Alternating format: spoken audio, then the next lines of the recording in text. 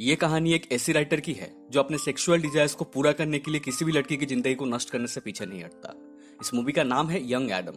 दोस्तों, फिल्म में फ्लैशबैक और प्रेजेंट टाइम की कहानी एक साथ में दिखाई गई है, इसीलिए मैं कहानी को दो हिस्सों में एक्सप्लेन करूंगा। पहले फ्लैशबैक, देन प्रेजेंट टाइम। तो फ्लैशबैक में हम लोग जोई नाम की एक राइटर को देखते हैं जो कि एक बीच पे बैठा होता है। उसके ठीक सामने एक अकेली लड़की भी बैठी होती है जिसका नाम है कैथी। इसी दौरान दोनों की निगाहें मिलती है और जोई सीधा जाके कैथी को अप्रोच करके उससे बात करने की कोशिश करता है। कैथी भी उसमें इंटरेस्ट दिखाती है और थोड़ी ही देर में दोनों में दोस्ती हो जाती है। जोई से पहले कैथी की डैनियल नाम की एक प्लम्बर से रिलेशन थी, मगर डैनियल एक शादीशुदा आदमी था, इसलिए उनकी रिलेशन आगे नहीं बढ़ पाई। लेकिन जोई एक हैंडसम और चार्मिंग आदमी था जिसके साथ थोड़ी देर बात करने के बाद कैथी उसे पसंद करने लगती है और उसके मन में नई उम्मीदें जगने लगती हैं। दोनों एक दूसरे के साथ ज्यादा टाइम बिताने लगते हैं और इसी बीच कई बार दोनों में शारीरिक संबंध भी बनती है। जोई एक यंग राइटर था जो कि एक नोवेल लिखना चाहता था। इसके अलावा ना उसके पास कोई काम था, न रहने के लिए कोई घर, इसीलिए कैथी उसे अपने साथ रहने के लिए बुलाती है। मगर जोई के पास नोवेल लिखने के लिए कोई भी इंस्पिरेशन या कोई टॉपिक नहीं था। जब कैथी दोनों का गुजारा करने के लिए ऑफिस में काम करती थी, तब जोई दिन भर टाइपराइटर के पास बैठकर सिगरेट और अल्कोहल पी के अपना वक्त बर्बाद करता था। काम के बाद जब कैथी घर आके उसे बात करने की कोशिश करती थी, तब वो सारा भड़ास उसके ऊपर निकालता था। इसी चीज को लेकर एक दिन कैथी और उसके बीच में भारी लड़ाई हो जाती है, जिसके बाद जोई उसका अपार्टमेंट छोड़ के चला जाता है और अपना टाइपराइटर नदी में फेंक देता है। यहाँ उसका मुलाकात लेस नाम की एक आदमी से होता है जो उसे अपने बोट में काम करने का ऑफर देता है। दोस्तों, लेस बोट में अपनी वाइफ एला और बेटा जिम के साथ रहता था।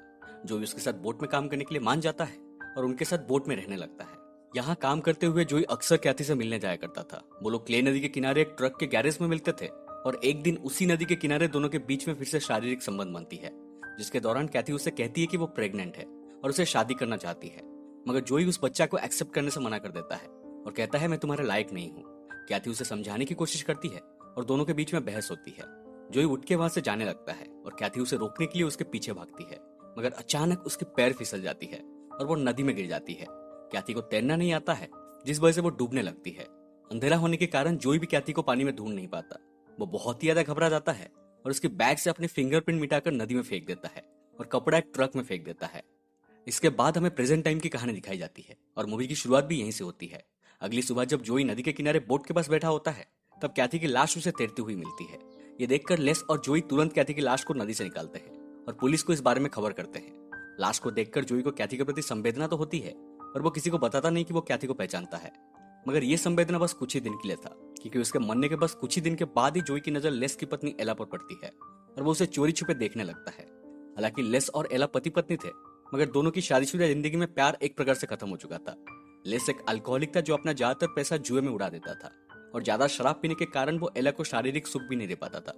इसका फायदा उठाकर जोई एला को सेड्यूस करने लगता है।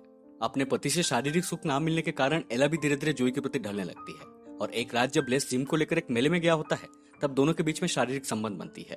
अब इसके बाद स्थिति ये होता है कि दोनों लेस के पीछे फ्रीक्वेंटली शारीरिक संबंध बनाते हैं और दोनों को ये फर्क ही नहीं पड़ता कि लेस को इसके बारे में पता चल जाएगा। एज ए रिजल्ट कुछ ही दिन के बाद लेस दोनों को रंगे हाथ पकड़ लेता है। जब वो इसके बारे में जोई को कन्फ्रंट करता है, तब जोई कहता है कि वो दोनों की जिंदगी से दूर चला जाएगा, मगर लेस इतना अपसेट होता है कि वो खुद दोनों को बोट पे छोड़ के चला जाता है। बाद में एला और लेस एक जगह फिर से मिलते हैं जहां एला उसे डिवोर्स की बात करती है। इसके बाद जोई और एला एक साथ उसी बोट में रहने लगते हैं। एला अब जोई से शादी करना चाहती है। ये बात से जोई खुश नहीं था, क्योंकि एला के साथ उसका संबंध सिर्फ सेक्स तक सीमित था। एक दिन एला को उसकी बहन ग्वेन की लेटर मिलती है कि उसके पति की देहांत हो गई है। तब एला और जोई उसे मिलने जाते हैं। एला अपनी बहन को अपनी संवेदना देती है और कुछ दिन उनके साथ बोट में बिताने के लिए कहती है, ताकि वो अपने पति के मरने के गम से उबर सके।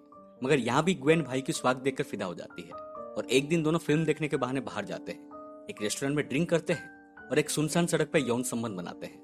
और इवेंचुअली ऐसे ही एक दिन एला को उनकी गुप्तगू के बारे में पता चल जाती है और वो भी अपनी पति की तरफ बोट छोड़ के चली जाती है। अब ग्वेन भी उसे नहीं रोकती, क्योंकि अब बोट में उनकी प्यार की गहराई को नापने से उन्हें कोई नहीं रोक सकता। लेकिन जब जोई को इसके बारे में पता चलती है, तो वो बहुत शर्मिंदा होता है और वो भी बोट छोड़ के चला जाता है। बेचारा बोट, उसका क्या गलती है, सब उसको छोड़ के जा रहे। एनीवे, अब इसके बाद जोई बार में एक आदमी से मिलता है जो उसे कम पैसा में अपने घर में रेंट देने का ऑफर देता है। जोई मान जाता है और वो आदमी उसे अपने बीवी से इंट्रोड्यूस करवाता है, जो कि उसका बहुत बड़ा गलती था। आज एक्सपेक्टेड यहाँ भी भाई का जलवा चलता है और वो आदमी काम में जाते ही वो उसके बीवी के साथ इश्क लड़ाता है। मतलब समझ रहे हो, इधर घोड़े को नहीं मिल रही घास और गधे खा रहे च्यवनप्राश। एनीवे, अब ये सब के बीच में कैथी मर्डर केस की ट्रायल आती है और लेस और जोई को कोर्ट में गवाही देने का बुलावा आता है, क्योंकि ये दोनों ही पहले लाश को देखे थे। यहाँ हमें पता चलती है कि पुलिस ने आज सस्पेक्ट डैनियल को पकड़ा है। दोस्तों, अगर आपको याद हो तो डैनियल वही प्लम्बर है जो जोई से पहले कैथी का प्रेमी था। उस पर कैथी के साथ अवैध यौन संबंध बनाने, उसे गर्भवती बनाने और उसे पीछा छुड़ाने के लिए उसका हत्या करने का आरोप लगाया जाता है। और बाद में कोर्ट सारे गवाहों को मद्देनजर रखते हुए इस आरोप की पुष्टि भी कर देती है।